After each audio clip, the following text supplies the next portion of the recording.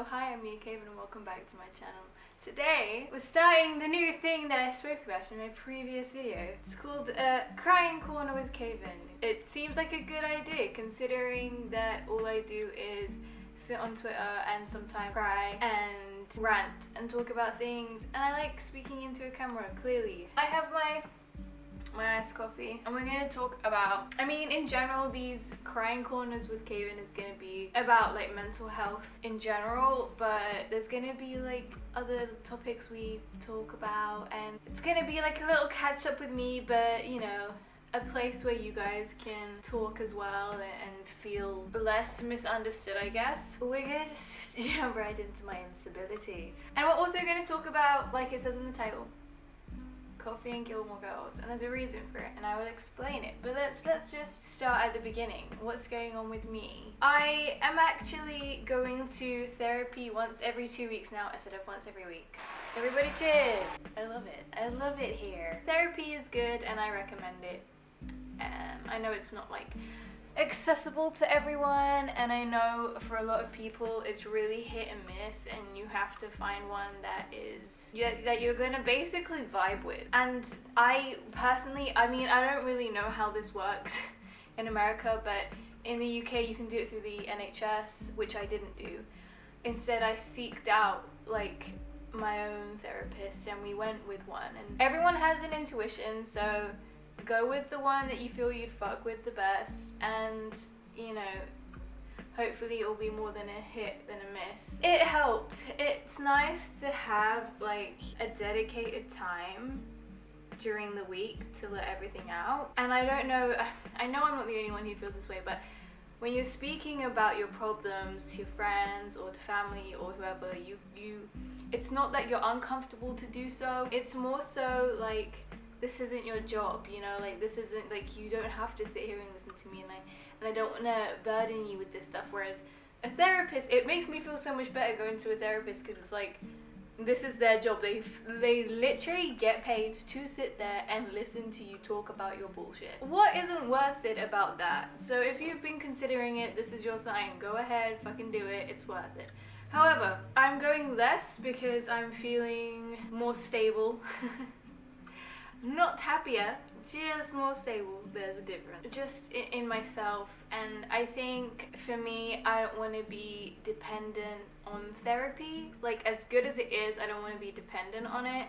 And so I want to be dependent on me, you know, not my friends or anything, on me. And I think it's gonna give me like a 2-week break instead of a 1-week break. It's gonna give me a lot more time to process the past sessions and process my emotions and life currently, because in our sessions, you know, we speak about like what's going on now, but you know, you obviously are going to speak about the past, and you know, things like childhood trauma and stuff like that, and that's a lot to unpack, and a week away from that conversation might not be enough for some people to fully process. For me, I don't really go into it and go, oh yes, now I need to process this afterwards. For me, it's kind of like, let everything build up and then on Thursday at 5 p.m, let it all out. Which isn't exactly healthy either. So I wanted to get out of that, like, that routine as well. And I don't want it to become something I dread. I feel like when I have like a weekly thing to do, I kind of start to dread it. Like, I remember I used to go to like martial arts classes every Wednesday at like 7 p.m. for like 3 years. And even though like when I did it, I enjoyed it kind of most of the time. Sport is not my thing. Let's not even go there. It was purely for defense. So it helped me and it was good and I enjoyed most of it. And my Sifu he was great, and like the guys there that were teaching me were great, and you know, I just began to hate it because it was a weekly thing that I knew was coming and I dreaded it. It shouldn't be like that. That shouldn't be what it becomes. And I don't want therapy to become that, because that's not the only example I have. So having 2 weeks between, it's kind of more something I'll look forward to, because I feel like if let's say I have 2 really bad weeks, I will look so forward to finally getting therapy and getting in there and getting it all out. Whereas if I have 2 really good weeks, I don't exactly dread it, but I can go and feel good and just hope the 2 weeks afterwards are good as well, kind of thing, you know? So that's like a little update on my mental health. We'll go more into it. I feel like a zigzag at the moment. This time last week I was doing okay, and then by the end of the week, so I'm filming this on a Wednesday, but by the end of the week, so a week from when this is out, oh my god, I was losing it. I was just dissociating so bad, continuously. It was every night for a few days, and it was for hours, and it was really hard. And the best thing so if you struggle with dissociation, this is new for me, like this level of dissociation. I think like I've dissociated before, but I never actually knew what it was. And then now it's happening and I'm like, yeah, this is exactly what it is. But when it happens, like people say like the best thing is to like ground yourself and like, you know, just try to bring yourself back in a sense. And for me, I was like, I'm watching Gilmore Girls, I'm drinking coffee, I'm doing everything I know what to do. Why am I dissociating, and why does it feel awful, and why can I not come back down, kind of thing. And so the best thing I did is I messaged my best friend Susie. Hi Susie, love you very much. And I told her what was going on, and I was like, Susie, I'm dissociating, I don't know what to do. And she just spoke me through it, like she kind of just helped me write it out. But the best thing she did was me and all my very close friends have a friendship because I'm able to communicate with them my needs and how I like to be comforted. All friendships should have this ability where you can express your needs and things like that. And so luckily I have that with several people, and I messaged Susie and I was like, okay, this is what's happening. I need you, I hope that's okay, blah, blah, blah, along those lines. And she was like, I'm always here, don't worry about it.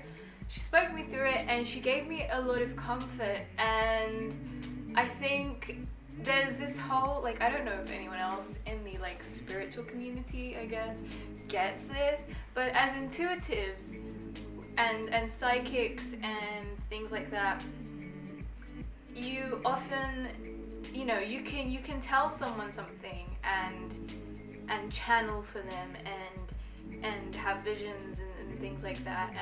For my friend Han, I told her something would happen, and detail for detail, that exact thing happened a few hours later.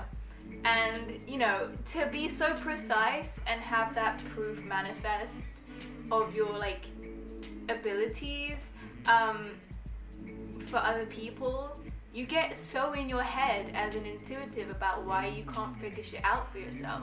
And the intrusive thoughts real? Because if I can figure it out for someone else, why can't I figure it out for me? Or am I figuring it out and is it all just negative?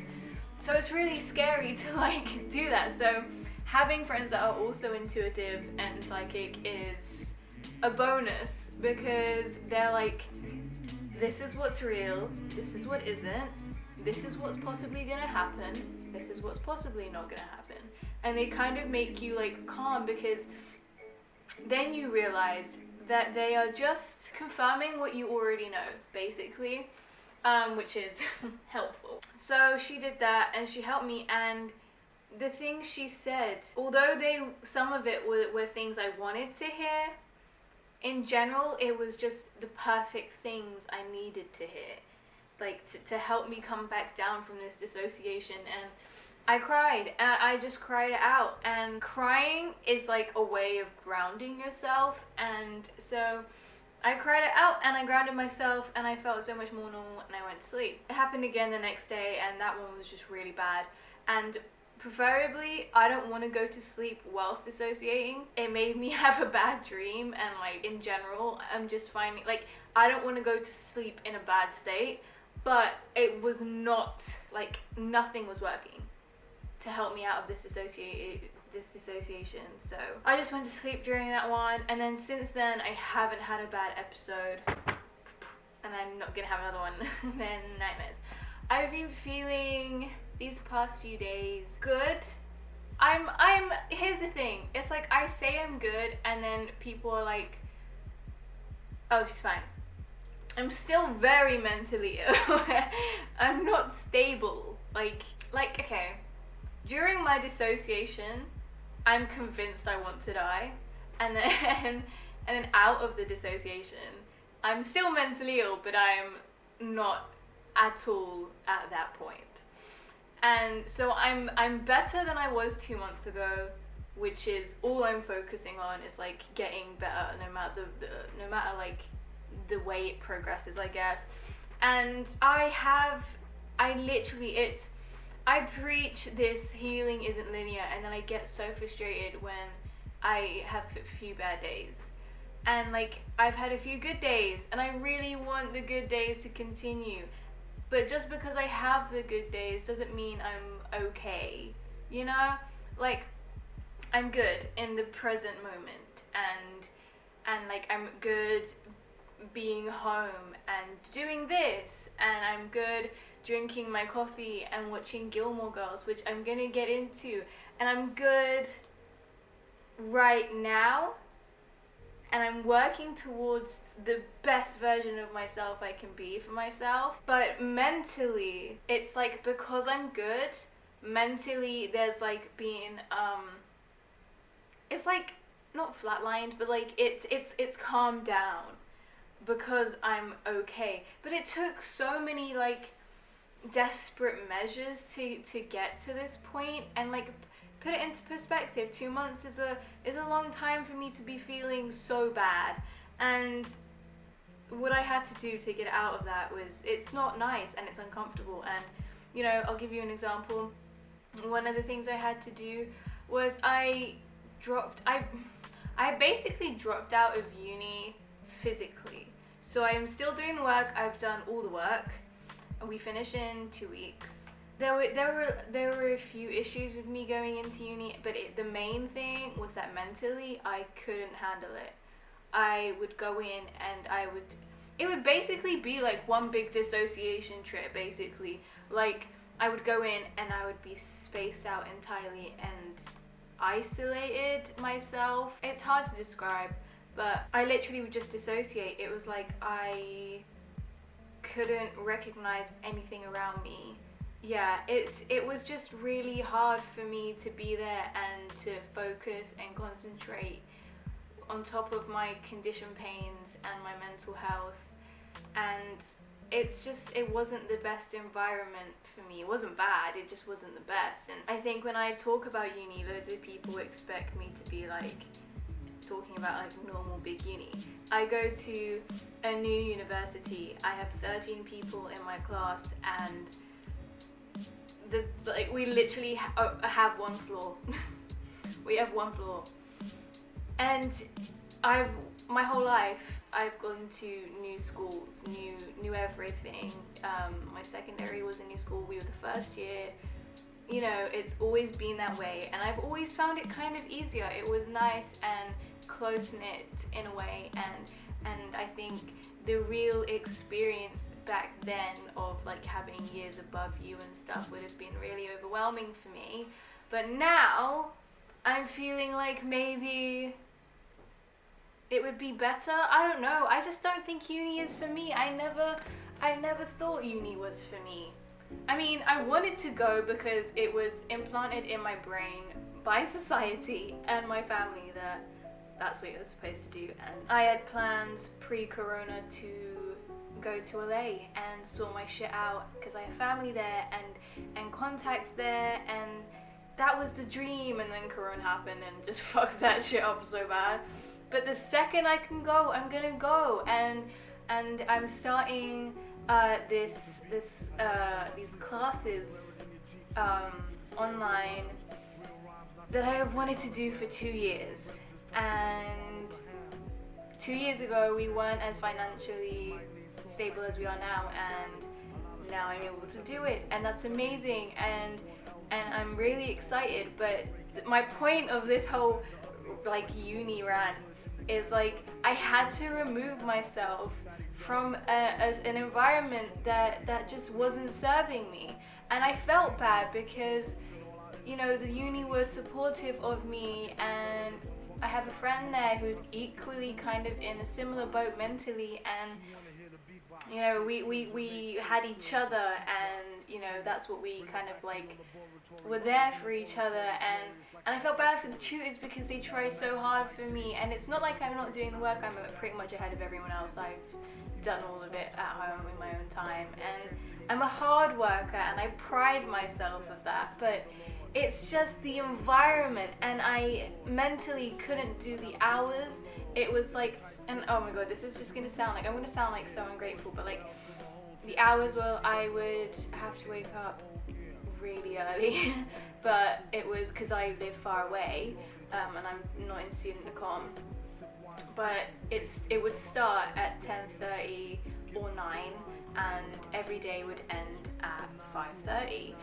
So I get home around 7:30, and so it's just like a whole day gone. And for me, for my mind, I need a break. That's like 4 hours, an hour break and another like 4 hours. Like it really, like that really fucks with me. Like my body cannot do that. And you know, again, the uni was supportive considering my conditions. They were like, bring in a hot water bottle, you can eat in class, like, and it's like, that's nice, but it's not, and I appreciate it, but it's just not what I need. Like mentally, I need to not be in 4 white walls with this artificial lighting that is breaking my eyes. And you know, there's no windows. We're no windows at all. We're just we're literally in 4 walls, and I need to be able to be free and do stuff in my own time. And like, I feel like when people say that, it's taken as I need to do this in my own time, and I'm gonna just procrastinate. I have done everything apart from one project, and everyone else still has everything else to do. So it is genuinely just, I needed to remove myself out of that environment, and I'm so happy I have, and I've been better since I've done that. And I am hoping that in September, if I want to return, that I will be in a much better place mentally, and I'm able to go back physically. And even if I am in a good place and I go back, it might still really fuck me up. So, you know, being in that environment. So, I don't know, I think I'm just gonna have to see how it goes. But that's my point. You have to do really uncomfortable things that might make you feel guilty to do yourself justice, to be better for yourself, to get where you need to get. And you know, I always have this thing of I don't want to regret anything in my life, and I know that this is a decision I won't regret. I'm focusing on my day-to-day. I'm focusing on 24 hours, and I just feel like this is like one big test from the universe. Like everything, it's forced me to, well, I've learned a lot, but it's forced me to do things I haven't done before, and it's forced me to change my mindset.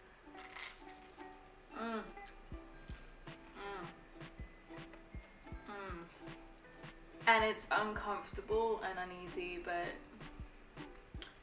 that's life. Life isn't, I'm not all love and light, you know.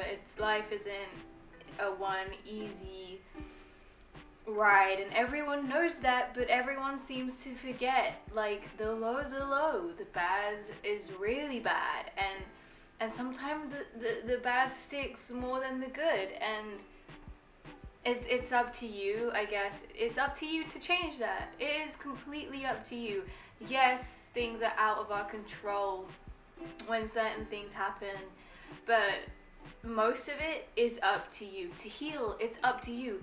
I am gonna say that pushing away feelings and emotions and not speaking about it, whether that's to a therapist or a friend or a family member, whoever it is, even if it's out loud to yourself for an hour every morning, which is something I've been doing, pushing that down is gonna make you explode and you'll regret it so much. Again, go into everything with this idea of I will not regret this, or you know, will I regret this? So I think like I'm gonna like wrap it up on my Coffee and Gilmore girls. My point on this is comfort. Always leave your comfort zone, but when you are mentally ill, the best thing to do is surround yourself with comfort. So I'm not saying stay in the comfort zone, don't like do big things, like great things and get the opportunity and stuff. I'm saying, for example, when you're home, literally get blankets, hot water bottle, tea or coffee, your favorite snacks, and watch your favorite show. It's so good. It does so much for you to surround yourself with things you know are light and make you happy. Like, you need to comfort yourself. You need to be soft on yourself. You need to be gentle with yourself when you are mentally fragile. And because no one else is going to do it for you. So, you know, even a therapist, they're going to sit there and they're going to understand you and you know, and they're going to talk to you about it, but they're not going to comfort you. And your friends can comfort you, but you can't rely on other people. So the best thing to do is comfort yourself. And at the moment, I'm on the pill, I'm tricycling, so I only have 4 periods a year now. It's bliss, it's fucking lovely. I cannot express how nice it has been to not worry about that, about my period, about my conditions. I have had no pains. I have had, like, right now I would be due, and I've got, like, the other symptoms of a period, so I've broken out a bit. You can see a little bit that I've broken out, but so fucking what? I've got pseudo cream in my bathroom. I don't care. I'm home most of the time. It's raining. No one's gonna go out, bitch. Again, making decisions that are good for you. If I didn't tricycle, I would be dying right now. So, but anyways, the pill has completely fucked my appetite up. Everything I once loved, I now cannot stand. I used to have 5 cups of tea a day. And since starting the pill in December, I've preferred coffee. I used to have, all I could eat was chocolate. Like, I just have an addiction, and I still love it, thankfully, but I just can't eat it in mass amounts. And I love seafood, like prawns and stuff, but if I smell prawns, I gag. And like, there are these crisps that I used to be obsessed with. They're like chicken Thai crisps or something. I smell them and I gag, and it's like being pregnant. It completely like fucks up your hormones in terms of like, you know, cravings and shit, and your senses and stuff. So it's been hard, like the eating aspect of things has been hard, but that's why I have a coffee with me every single day, and I actually only have about 2 a day average. Sometimes it will be 3, but it won't go over that. And sometimes it's even 1, because I take like 2 hours to drink it. And Gilmore Girls, oh my god, should have watched it sooner, but I'm already on season 6 after like a week and a half of watching it, and I'm obsessed with it. Everybody should be in love with Jess Mariano. That man is a god's gift. He's a god amongst men. I am so in love with him, oh my god. Dean is so fine, but he's so whiny. And Logan's just ugly and boring and a white supremacist. So I'm in a group chat with some of my friends, Kavya, Mina, Nana, and and Sass. It's called Dia Forever, Dean and Mia, because I'm the only one that can stand Dean a little bit. They all hate him, and I don't hate him, he's just so whiny. Men just shouldn't be allowed the rights to speak, but anyways. Surround yourself with comfort, go talk to a therapist, make decisions that are good for you. It's okay to have bad days, it doesn't mean you've taken a step back, it just means that you're proving the fact that healing isn't linear, but it still means you're healing and things are working and you'll be okay. And I didn't cry, I'm so proud of myself. No, it's because I'm feeling good today. I'm up and down. I'm having tiny little moments for like 10 minutes where I'm not feeling my best, and that's life. And something really great is that I'm back to writing. I've had a writer's block for 10 months. This is the roughest 10 months creatively for me. And you know, writing is my everything. It's my life. It's what I want to do with my life. It's what I want to be known for. And luckily in those 10 months, because I struggled, I got back into reading, because whilst I'm writing, I don't read. So I had like a solid year where for 3 months, every 3 months, I wrote books. So I wrote 4 books and I didn't read. But that 10 months got me back into reading, and I've read about 10 books in 10 months. Technically,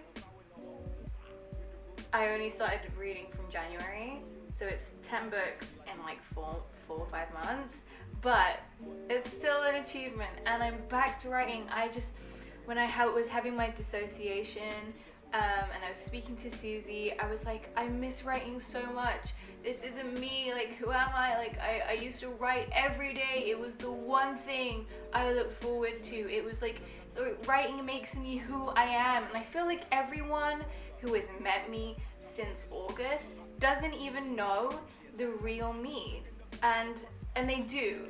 But I just feel that way because like I've been like all on my phone and not writing, but like the people who knew me prior, like writing is everything, and they know that. Like my best friend Luca, who has known me for 3 years this September, you know, he knows that all I used to do is go home and write, and I would talk to people, but I wouldn't be on my phone as much, and like I would just be so engulfed in it, and it would just, I could escape, and it was my happy place. And I had several ideas. Well, actually, to be honest, it's probably been longer than 10 months. Maybe it's a year since I've written something, to be honest.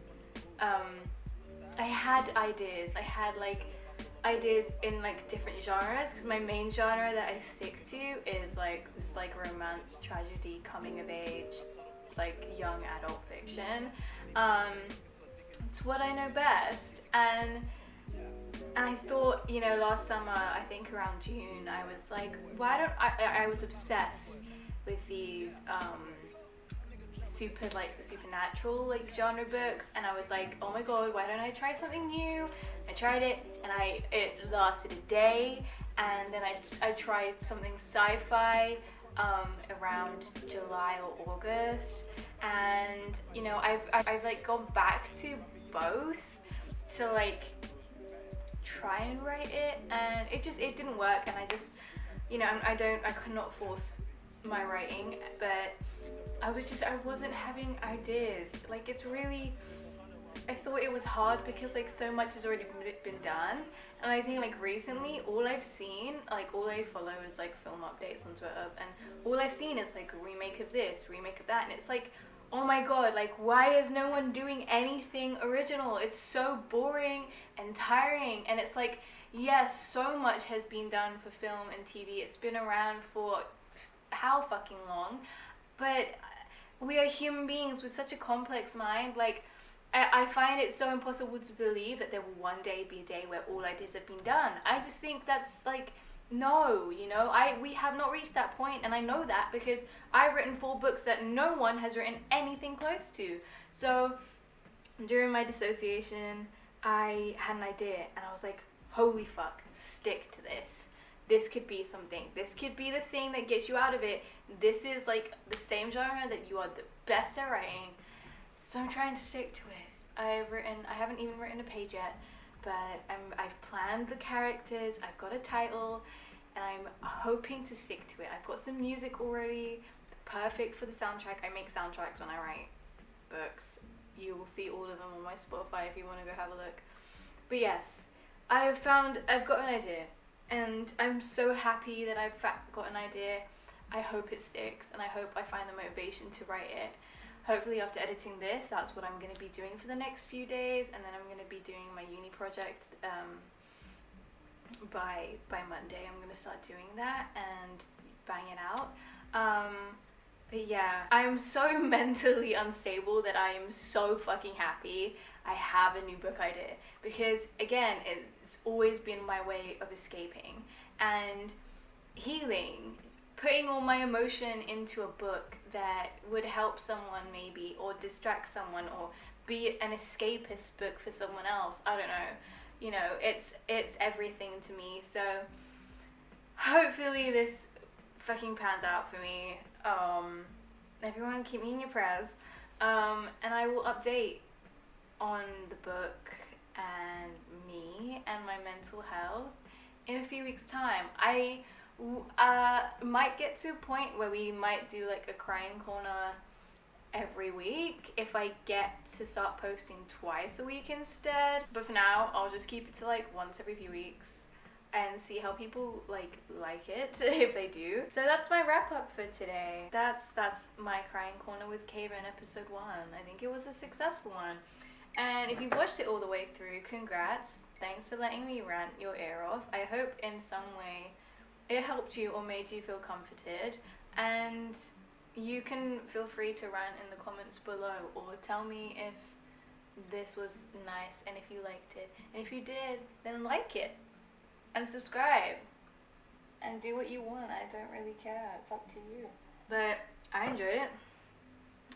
I'll be back with one of these in a few weeks, but I will see you also next week. Bye!